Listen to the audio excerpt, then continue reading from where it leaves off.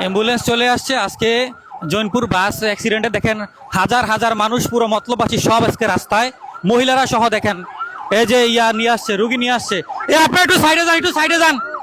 আপনারা সাইডে যান, আপনারা সাইডে যান,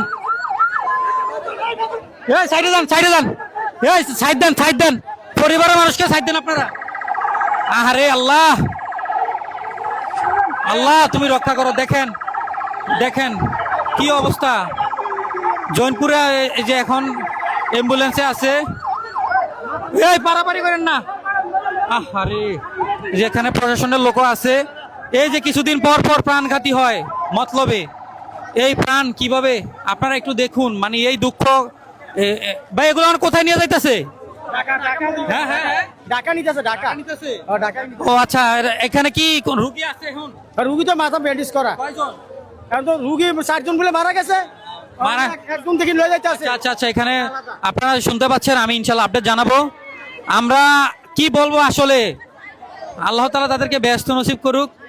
আজকের এই ঘটনা মতলবের মধ্যে মানে একটি অন্যরকম ঘটনা। আপনারা দেখুন, এখানে হাজার হাজার মানুষ মতলববাসী এখন মানে ত্যক্ত হয়ে গেছে, তারা আর মেনে নিতে পারতেছে না। এখানে কয়েকজনই মারা গেছে, আর এখানে আরো কয়েকজনের অবস্থা খুবই খারাপ। তাদেরকে এখন ঢাকা নিয়ে যাচ্ছে। ঠিক আছে, আপনারা দেখতে পাচ্ছেন এখানে পরিবার আছে, প্রশাসনের লোক আছে, পুরো মতলববাসী দেখেন, মহিলা পুরুষ সব রাস্তায়। কারণ মানুষ কি করবো, মানুষ এখন না পারতে। আমি যে ঘটনাটা জানি যতটুকু সম্ভব, জৈনপুরের যে বাস ধাক্কা দিয়ে চলে গেছে সামনের দিকে, আর এখানে সিএনজিটার অবস্থাটা খুবই বাজে একটা অবস্থা, সিএনজিটারে ধ্বংস করে দিচ্ছে একেবারে। তো আসলে কি বলবো, এগুলো বলার মতো না।